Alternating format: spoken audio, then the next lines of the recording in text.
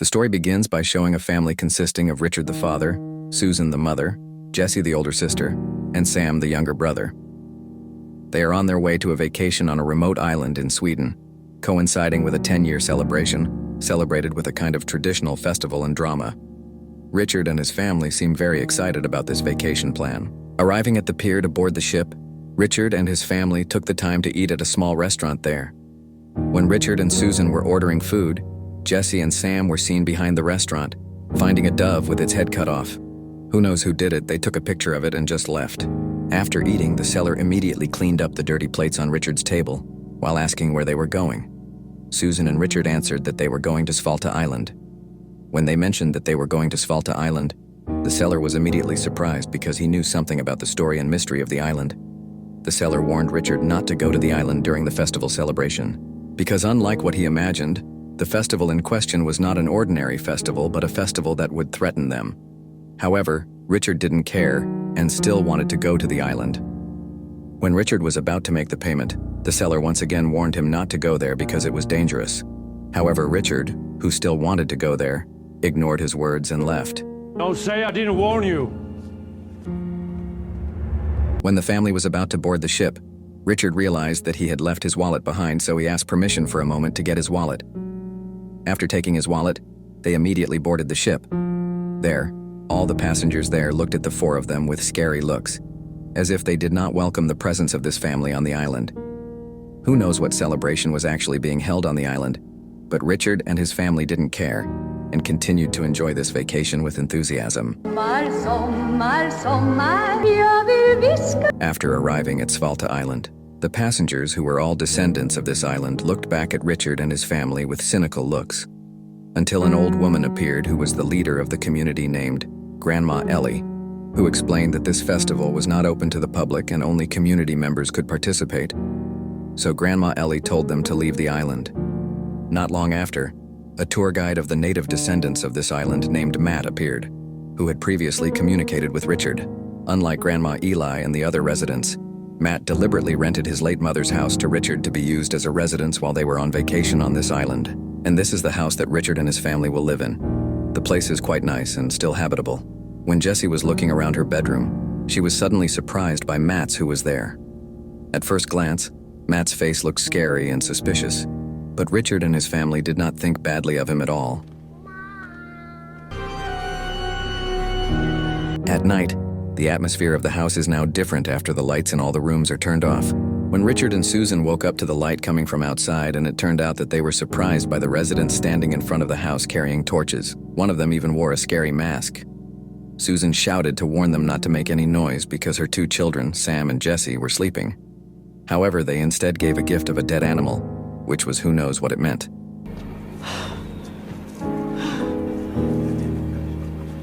The next morning, Richard came to Matt's residence to show the dead animal that was given last night. Matt explained that it was a kind of traditional greeting typical of Svalta Island, and Richard was asked not to worry too much about it. In the afternoon, Richard and his family went around the island while looking for a good spot to take pictures, without realizing that in the distance there was a bald man named Johan, who was watching the four of them. At the same time, at the restaurant that Richard and his family had visited, several police were conducting a crime scene investigation after finding the body of the restaurant owner who had died in a very terrible condition. Suspecting that the perpetrator was one of the residents of Svalta Island, a police detective immediately went to the island to investigate, along with Grandma Eli and several residents who were practicing a drama to welcome the celebration day that fell the next day. Do you know Johan? When checking the police records, the detective suspects that Johan is the perpetrator because he is known to be drunk and has committed theft.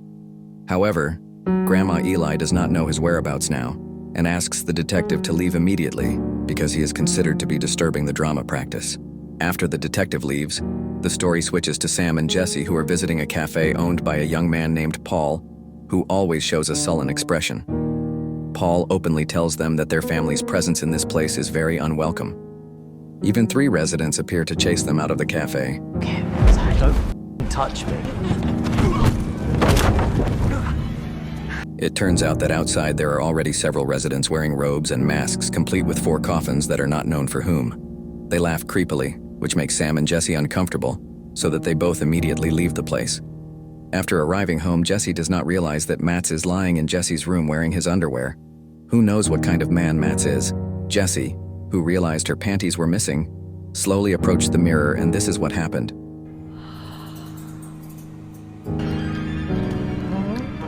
That night, in the community hall of the Svalta Island residence, Grandma Eli was seen giving a speech to all the residents regarding the celebration event that would be held tomorrow. This is where it was finally revealed that the celebration event in question was actually a hereditary event to commemorate the death of their ancestors, who were massacred by British soldiers around 200 years ago. But the surprise was that after the massacre, all the native descendants of Svalta Island turned into cannibals or human flesh eaters due to the famine that struck. And the targets were people of native English descent like Richard and his family. Actually, they had stopped cannibalism for decades and only celebrated it with a theater drama as a form of respect. However, after seeing Richard and his family, who insisted on staying on this island, Grandma Eli's cannibalistic desires emerged again and decided to eat the four of them, along with all the residents who agreed to the plan. Unsurpassed clarity. The English must be... Not only the other residents, Grandma Eli also came to Mats to tell him about the plan. Mats initially refused because his initial goal in bringing Richard and his family was only to take advantage of the house he rented. But after being obsessed with Jesse's beautiful body, Mats agreed and would participate in the plan. Perhaps our friends would like some nice... The next day, right on the day of the celebration, all the residents gathered to watch the theater drama performance that they usually did. When the performance was over, they would immediately hunt Richard and his family to be served as dinner.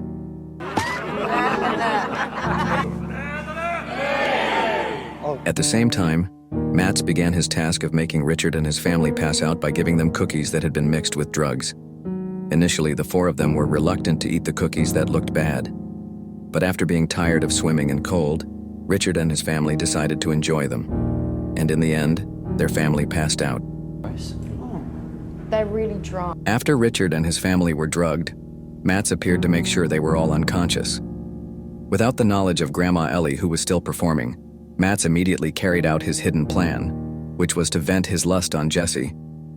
But when they were about to carry out their depraved actions, they all regained consciousness. It turned out that Richard and his family had never eaten the cookies, which, if you still think the four of them are victims who deserve to be pitied, you are very wrong, because it turns out that Richard, Susan, Sam, and Jesse are the real monsters.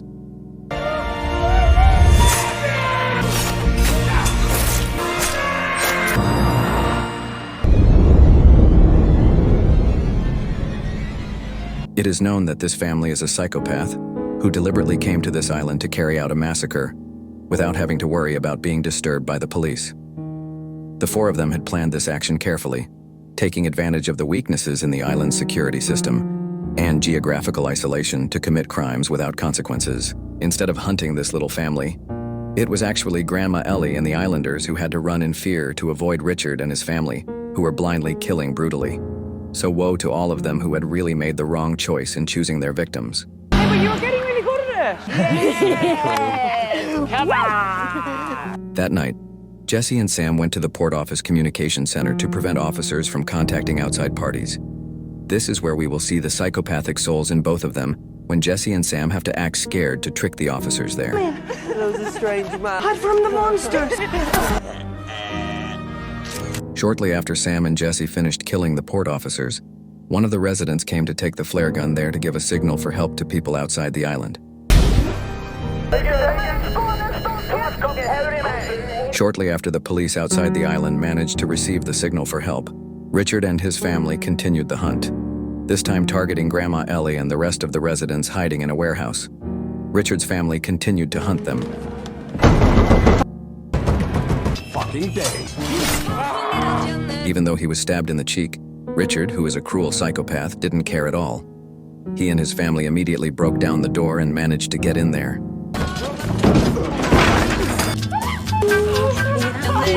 When Richard's family was having fun, Paul appeared, who intended to give a warning.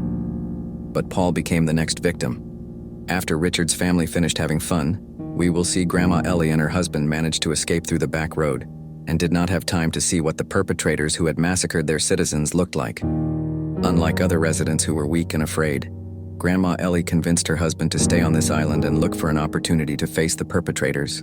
At the same time, Richard and his family were taking a break while enjoying a campfire where Richard suddenly stabbed Sam in the neck to death because it turned out. Did you do that? His characterization is 2D and cliche. And here it was revealed that Richard, Susan, Sam, and Jesse were not a real family.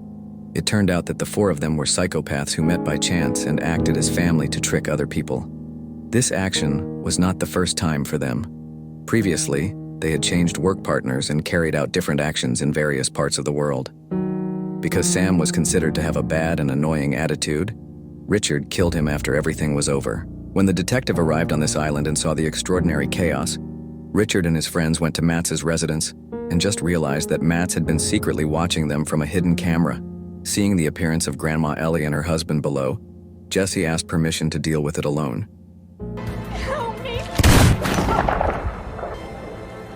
And beyond expectations, Jesse was shot in the stomach, but it didn't kill her, because Grandma Ellie and her husband didn't know that the ones who massacred the entire population were Richard and his friends.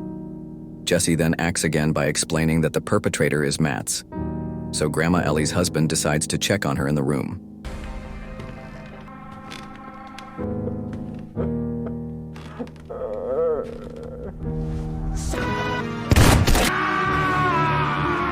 Grandma Ellie's husband was also killed by Richard, who pretended to be lying on the bed. Meanwhile, Jesse was visited by Susan, who was still acting as her mother, until finally Richard came there so that the three of them immediately stopped acting, which surprised Grandma Ellie, and this is what I happened. now realize.